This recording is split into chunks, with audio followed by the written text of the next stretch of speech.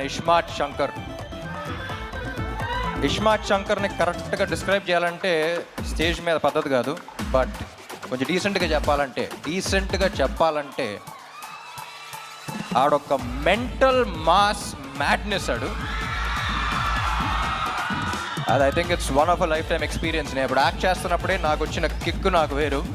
నేను అప్పుడు first copy చూసిన తర్వాత కూడా పూరి గారితో అదే అన్నా, ఏమండి నేను ఈ క్యారెక్టర్ చూసినప్పుడు నాకు ఎంతైతే కిక్ వచ్చిందో అందులో 10% ఆడియన్స్ ఫీల్ అయినా సరే I'll be very happy, because I want them also to enjoy as much as I enjoyed అని.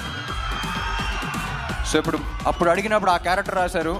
ఇప్పుడు ఒక్కటే అడిగా, ఏమండి ఇప్పుడు అలాంటి మెంటల్ మాస్ మ్యాడ్నెస్ ఉన్న క్యారెక్టర్తో ఒక కిక్ యాస్ స్క్రిప్ట్తో పాటు ఉంటే ఎలా ఉంటుంది అనుకున్నాం. సో అప్పుడు ఈ స్క్రిప్ట్ రాశారు ఆయన. నాకు తెలిసి ఇప్పుడు దాకా చేసిన సినిమాలు అన్నిట్లో చాలా టైం